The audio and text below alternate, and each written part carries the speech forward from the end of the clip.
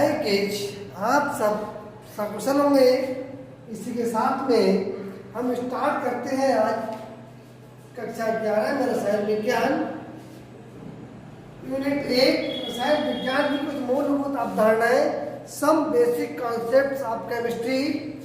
इसमें हम आपको एक वीडियो पहले भी दे चुके हैं जिसमें हमने बताया है कि रसायन विज्ञान किसे कहते हैं, रसायन विज्ञान का इतिहास बताया, इतिहास के साथ में रसायन विज्ञान की शाखाएं बताई और हमने ये बताया कि उसका दैनिक जीवन में कैसे कैसे उपयोग होता है, इन सब के बारे में बताया।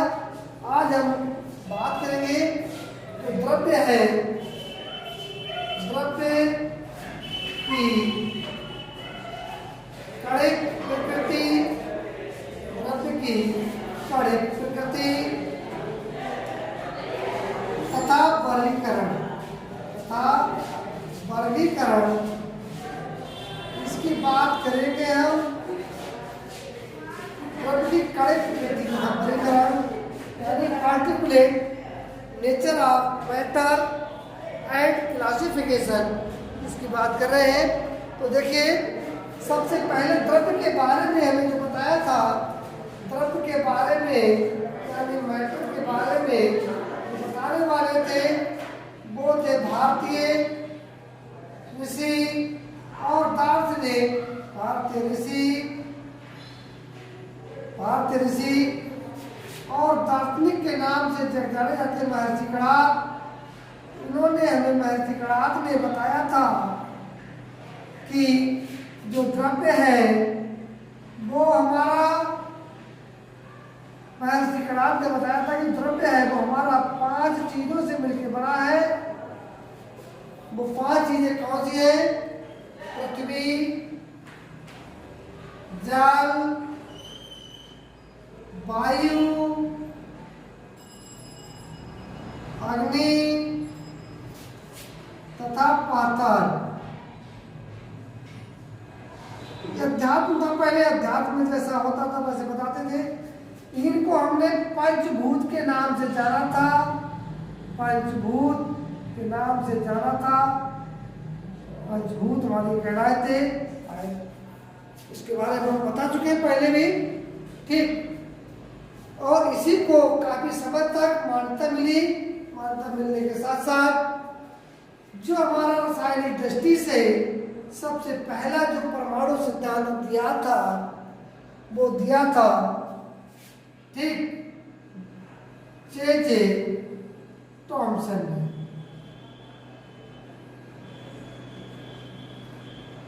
जे थॉमसन ने लगभग 1808 के आसपास की बात है, बताया था कि ये जो परमाणु होता है ये एक अविनाशी, क्रियाशील और स्वतंत्र इकाई होती है। क्या बताया था कि परमाणु के बारे में बताया इन्होंने।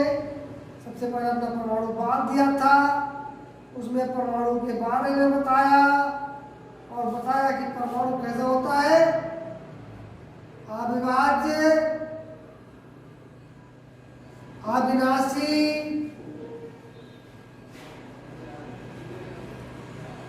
तथा क्रिया की स्वतंत्र क्रियात्मक इकाई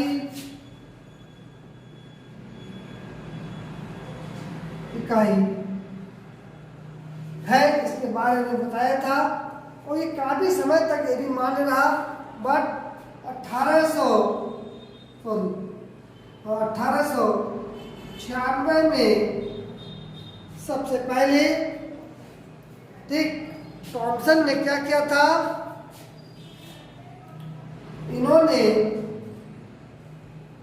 अपना जो है एक विसर्जन नलिका में एक्सपेरिमेंट किया था गैसों को भर करके, और उसी के साथ में इलेक्ट्रॉन की खोज कर दी, प्रोटॉन की खोज कर दी, बाद में चैडविक ने न्यूट्रॉन की खोज कर दी। इलेक्ट्रॉन, प्रोटॉन और न्यूट्रॉन की खोज हो गई। अब क्या हुआ कि जो परमाणु सिद्धांत था उसमें कुछ परिवर्तन हुआ। वो अब विभाज्य से अविभाज्य, पहले क्या था, अविभाज्य था, अब वो विभाज्य हो गया। विभाज्य कण है जिसके जिसके 3 मूलभूत कण कौन से होते हैं? 3 मूलभूत कण पाए जाते हैं। मूलभूत कण कौन से थे? इलेक्ट्रॉन,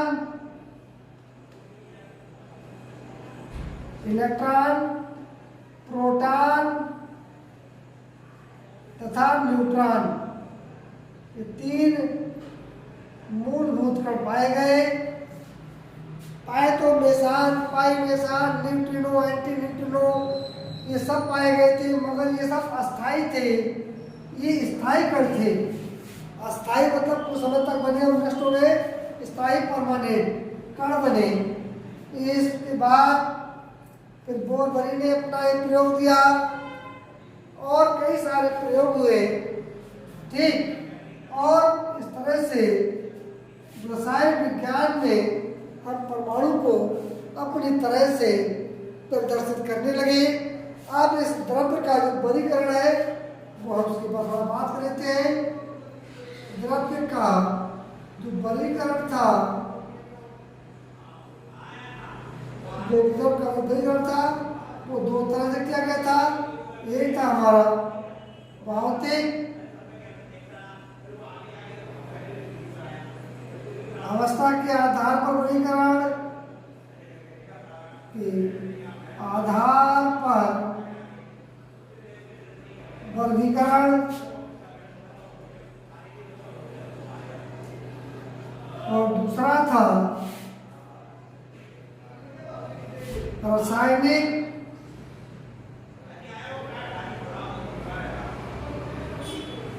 अवस्था के आधार पर वर्गीकरण, केमिकल स्टेट के आधार पर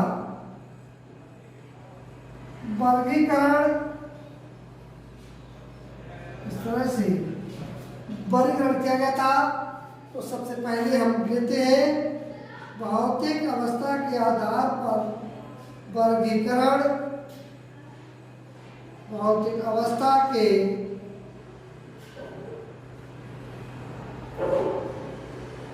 आधार पर वर्गीकरण। देखिए, सब जानते हैं कि पूरे ब्रह्मांड में 2 चीजें ऐसी हैं जो इसको पूरा व्याप्त करे हुए हैं। एक तो द्रव्य है यानी मैटर है, दूसरा है ऊर्जा।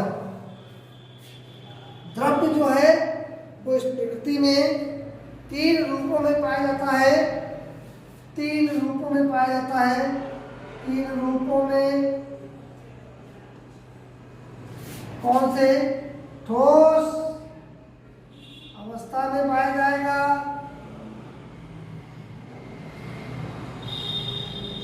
बी द्रव अवस्था में पाया जाएगा, और सी गैसीय अवस्था में पाया जाता है। गैसीय अवस्था में पाया जाता है।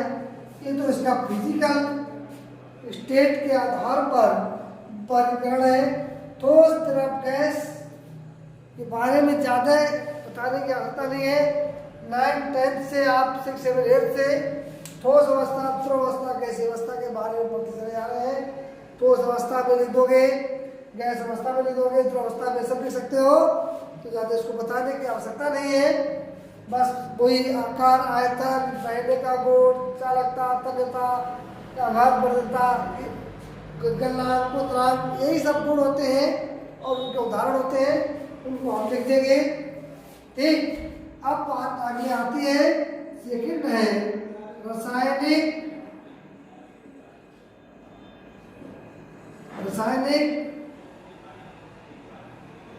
अवस्था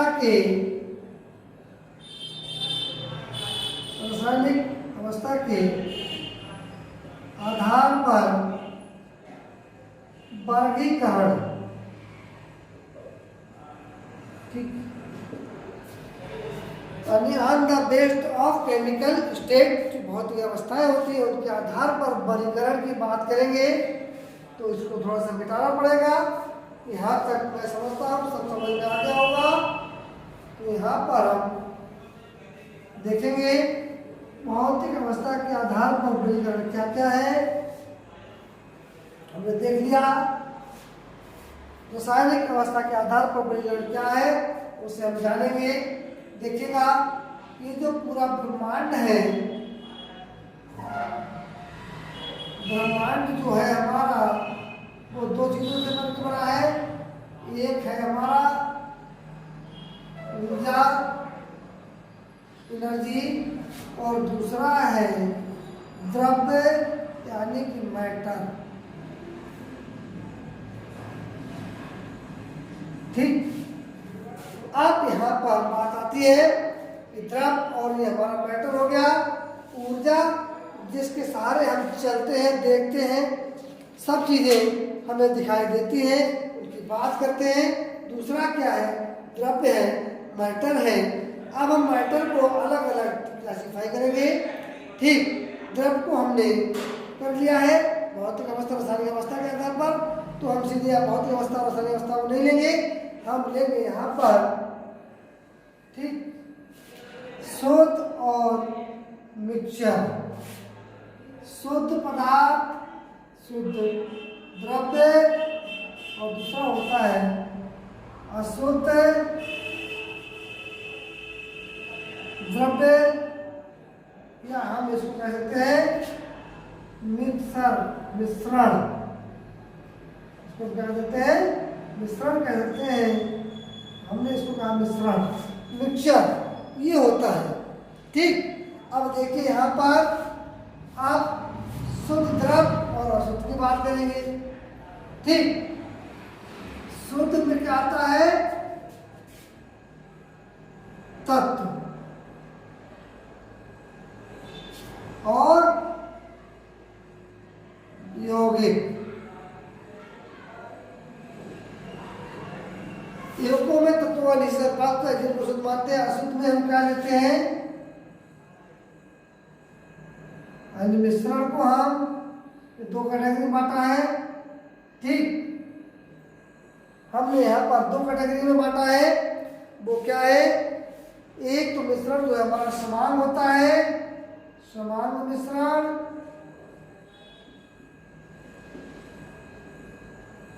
दूसरा होता है विषमान मिश्रण।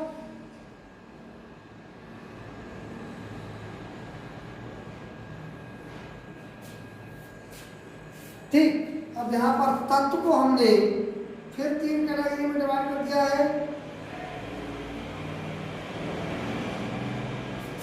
इसमें आ जाता है हमारा धातु,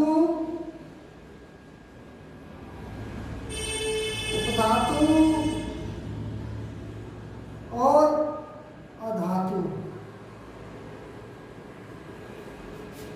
युवकों को भी हमने दो कैटेगरी में डिवाइड किया है। ये हमारे आ जाते हैं कार्बनिक यौगिक,